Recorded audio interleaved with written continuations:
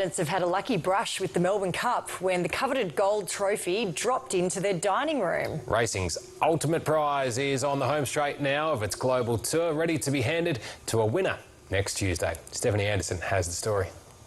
They're 150 k's from Flemington, but these Bendigo locals still scored a close-up with the cup. How did it feel? Wonderful. Do you know how much that's worth? Oh, a lot of money, a lot of gold in it. There's a lot of gold in it, $750,000. Oh my God. Now I'd be frightened to have that at home. Don't drop it, Max, don't drop it. No.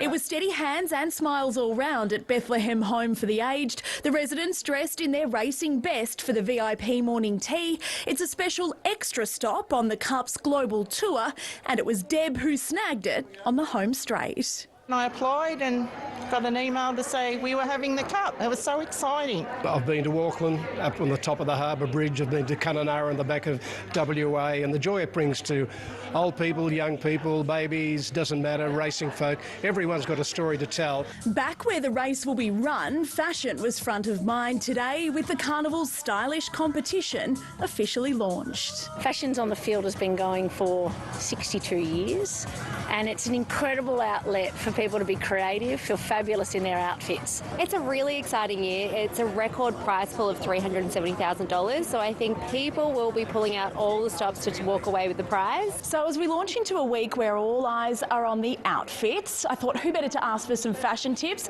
than those who've seen many a trend come and go. My red hot fashion tip is to wear what suits you to start with. Be colourful, says she, in black.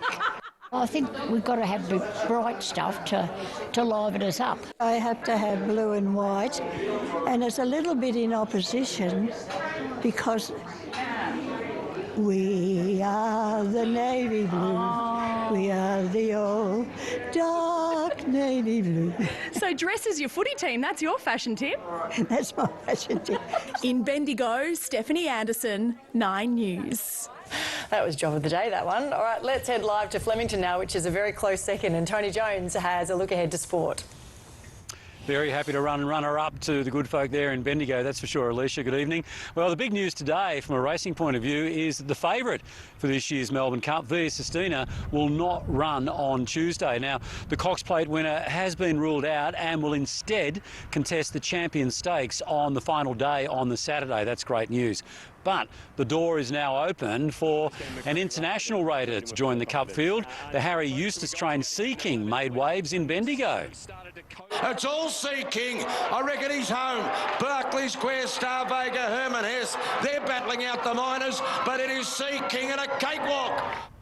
All about Bendigo today. Also in sport, trainer Nick Ryan has an ace up his sleeve ahead of the Derby. Welcome back to Flemington. Cox Plate winner Via Sistina has been ruled out of the big race here on Tuesday. The decision leaves champion jockey James McDonald without a ride at this stage for next week's race. Meanwhile, the run to Flemington continues for UK trainer Harry Eustace, with Sea King claiming a convincing Bendigo Cup win today. The result means the gelding will start in next week's great race. It's incredibly exciting. A lot was riding on. Obviously, it's the last winning you're in for the Cup, so they've got an absolute dream result today. The final Cup field will be confirmed on Saturday along with the barrier draw. Trainer Nick Ryan, meanwhile, has been dealt the perfect hand with Victoria Derby fancy Red Aces. Fresh off claiming the Moonee Valley Vase last week, the colt is now eyeing a maiden Group 1 wear here at Flemington on Saturday. Just one day old, this little bloke was full of beans, already dreaming of the day he'd become a star of the turf.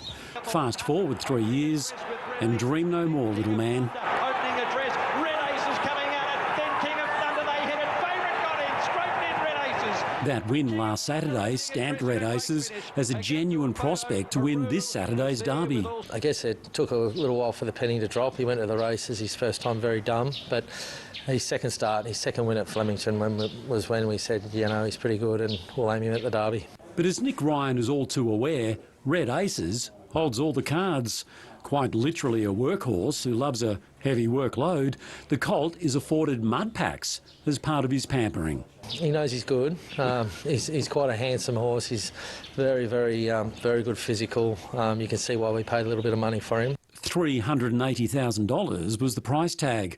But before training and big checkbooks took hold, Ryan was a gifted apprentice jockey who went on to rack up the winners post-graduation. I had a short career due to weight, but a very successful one.